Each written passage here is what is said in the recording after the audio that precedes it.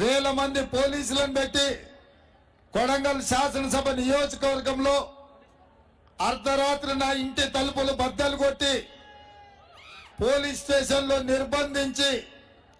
ఆ ఎన్నికల్లో నన్ను ఓడించడం జరిగింది. అందరూ అనుకున్నారు, శత్రువులు సంతోషపడ్డారు, రేవంత్ రెడ్డి పని అయిపోయిందని. కానీ 3 నెలలు తిరిగే లోపలనే మళ్ళీ కాంగ్రెస్ పార్టీ మల్కాజ్గిరి పార్లమెంట్ ఎన్నికల బరిలో దించుతే వేలాది మంది కాంగ్రెస్ పార్టీ కార్యకర్తలు కేవలం 20 రోజుల్లోనే తమ రక్తాన్ని చెమటగా మార్చి భుజాలు కాయలు కాసేలా ఈ 3 రంగుల జెండాను మోసి ఆనాడు మా కాంగ్రెస్ పార్టీ కార్యకర్తలతో పాటు మా కమ్యూనిస్టు సోదరులు సిపిఐ నాయకులు సిపిఎం నాయకులు కోదండరాం గారు తెలంగాణ జనసమితి అండగా నిలబడి ఆ ఎన్నికల్లో నన్ను గెలిపించడం జరిగింది. ఆనాడు బస్తీలలో ఉన్నవాళ్ళు, తండాలలో ఉండే సోదరులు, కాలనీలలో ఉండే మిత్రులు, ఇక్కడ ఉండే కార్మికులు ప్రశ్నించే గొంతుకై గల్లీ నుంచి ఢిల్లీ వరకు తెలంగాణ సమస్యల మీద మాట్లాడతాడు, కొట్లాడతాడని ఒక నమ్మకం, విశ్వాసం పెట్టి నన్ను ఈ దేశంలోనే పెద్ద పార్లమెంటు నియోజకవర్గమైన ఈ మల్కాజ్గిరిని ఎంపీగా గెలిపించారు. మీరిచ్చిన అండ, మీరిచ్చిన బలంతో వెనక్కి తిరిగి చూడకుండా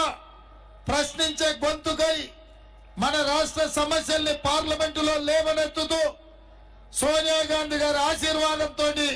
కాంగ్రెస్ పార్టీ అధ్యక్షుడిగా ఈ రాష్ట్ర బాధ్యతలు చేపట్టిన ఆ రోజు నుంచి దాదాపుగా 2.5 సంవత్సరాలు తండాలలో, గూడెలలో, మారుమూల పల్లెల్లో దళితుల మధ్య, గిరిజనుల మధ్య, ఆదివాసీల మధ్య, మైనారిటీల మధ్య, మహిళల మధ్య, విద్యార్థుల మధ్య, నిరుద్యోగుల మధ్య, ఉద్యమకారుల మధ్య ఈ తెలంగాణ రాష్ట్ర సమస్యలు తెలుసుకుంటూ చంద్రశేఖరరావు గారిని ప్రశ్నిస్తూ టిఆర్ఎస్ ను నిలదీస్తూ అహర్నిశలు రోజుకు 18 గంటలు మీకోసం మీ మధ్యలుండి కొట్లాడిన. నా కొట్లాటను చూసి, ప్రజా సమస్యలను చూసి, చంద్రశేఖరరావు దోపిడీ అవినీతిని చూసి బీఆర్ఎస్ పార్టీని బొంద పెట్టాలి, ఈ తెలంగాణ రాష్ట్రానికి విముక్తి కలిగించాలి అని లక్షలాది మంది కాంగ్రెస్ పార్టీ కార్యకర్తలు, తెలంగాణ సమాజం అంతా